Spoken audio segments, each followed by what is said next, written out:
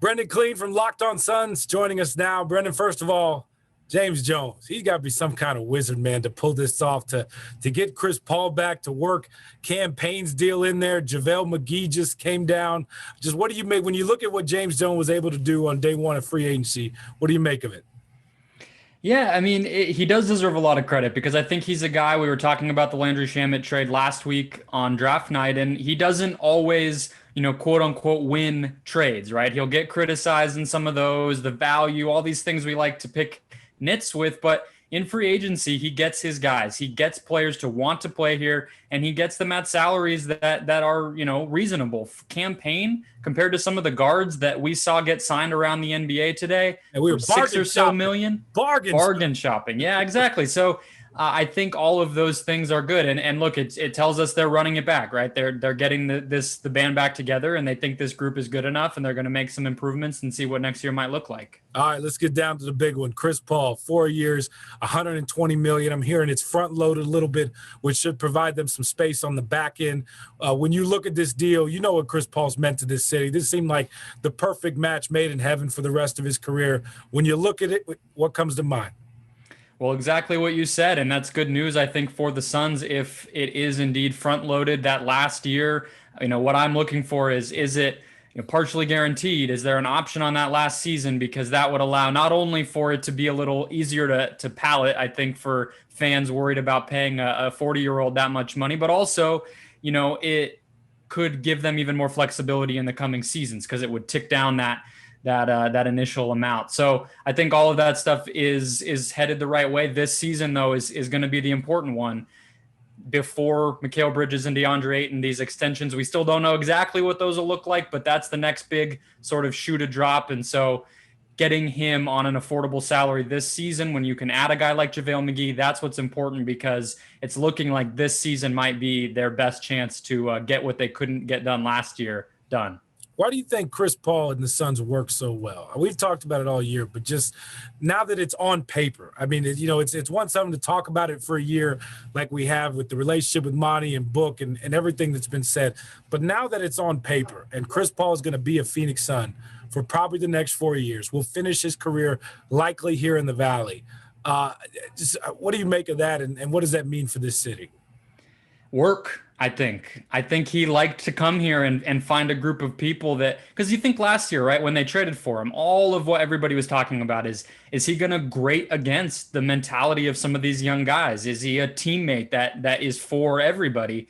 And everybody involved answered that question resoundingly. They got to the finals. They clearly meshed. And I think the reason why is he got here and he's like, yeah, sure, they're young, but they all want to do what I want to do. They want to win. They're ready to win. Mikal Bridges, who he said is one of the best dudes he's ever been around. We know the relationship that he has with Devin Booker, James Jones, Monty Williams, all these people that we already knew, and we learned along the way that he got even closer with the rest. So I think as he closes out his career, it's what's going to give me the best shot to be around like-minded people who can win. And also I want to earn some money. So yeah, it'd be nice maybe to go to LA and see what I can get done with LeBron and those guys. But at the end of the day, I'm worth what I'm worth. So it was a perfect pairing all around, I think. Yeah. You know what makes sense? If you're going to turn down $44 million to get $120 million, that's yeah. I feel like that's a good life lesson for anybody. Not five or whatever the Lakers were going to be able to give him. Like at the end of the day, come on, you got to get your respect in the form of that paycheck at a certain point. And then also I think it sets up Cam Payne really well for a future in this league. He'll get to learn behind Chris Paul. Everybody saw what that did for him this year. Just 1 year learning behind Chris. Now he gets the next 3 years to do it.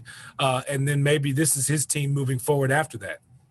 Yeah, I think he's going to be increasingly important again, just thinking about this sort of all-in nature that next season might have, because you want to keep Chris Paul fresh, right? You don't, not to say that his minutes are the reason he got hurt. We never know. But the other news from today was he had wrist surgery recently. And so having Payne bought in, happy, excited, competitive to take some of those minutes, continue to play things slowly with Chris Paul is going to be important. We saw the two of them play together. We know Payne can play instead of Paul and run the offense capably. So the regular season is going to be a different sort of thing. They don't have as much to prove next season. So I think Payne just being able to get in there, win, keep things plugging, that's going to be really huge, similar to the McGee thing. You just want depth. You want to improve on the margins and see what next year might bring. All right, what do you make of JaVale McGee? He's come a long way since his Shackton days, right? He has, yeah. I mean, I think he's a guy who bought into his role over the past few seasons, and that's going to be important. I think he's a guy that we talked about the last time that we spoke in.